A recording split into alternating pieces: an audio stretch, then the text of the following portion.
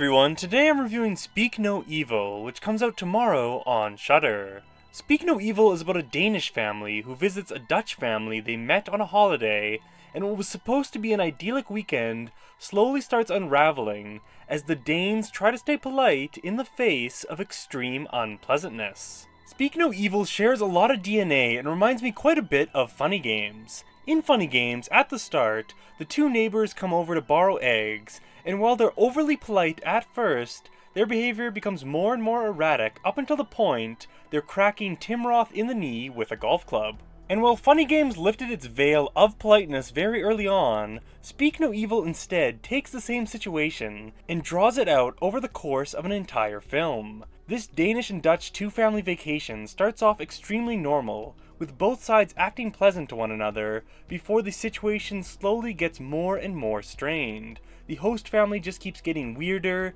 and weirder and weirder. Speak No Evil sets out to answer one central question: what is your limit? How uncomfortable would you let a situation get? How many boundaries would you allow to be crossed just to avoid conflict? Would you be okay with someone else disciplining your kid?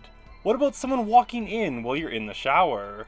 Or watching while you have sex through a window? Just like Fall is a horror movie for those with a fear of heights, Speak No Evil is essentially a horror movie made for pushovers. The type of people who would just eat the wrong meal at a restaurant just to avoid an awkward 5-second conversation with a waiter. And by the way, I'm not judging. I am that exact person. I hate confrontation. A waiter could probably bring out a severed fish head, and I'd still happily eat it and leave a 15% tip.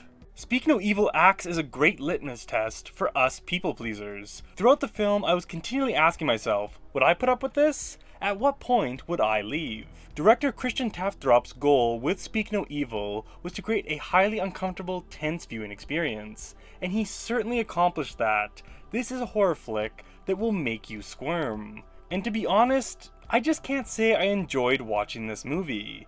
I do acknowledge Speak No Evil is a very well-made film, with good performances and an interesting script. Overall, I'd probably rate it about a 6.5 out of 10, maybe a 7. But I'm not gonna lie and say this was a fun viewing experience. I'm not gonna recommend this to anyone I know. They would think I'm a psychopath. Speak No Evil is just a really slow and completely bleak movie. Each scene made me uneasy. At a certain point, I was checking my watch and hoping it would just end soon. Again, this is a good movie. It's just not a movie for everyone. If you typically like sad, depressing, hard-to-watch horror films that will leave you feeling empty inside and will make you want to take a cold shower afterwards, Speak No Evil is for you. And if that doesn't sound up your alley, at least Barbarian is still in theaters. Anyway, that is my review of Speak No Evil. As always, thank you Shudder for letting me check this one out early. Speak No Evil comes out tomorrow, September 15th on Shudder. Once all of you check it out, let me know what you thought of it in the comments below.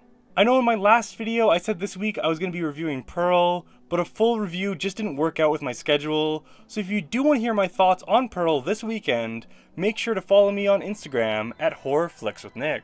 If you haven't already, please subscribe to my channel, Horror Flicks with Nick. Twice a week I post horror reviews, commentaries, and short recommendations for horror movies you should watch on Netflix and other streaming services. Thank you for watching my review of Speak No Evil. I'll see you all back next week for another new horror review.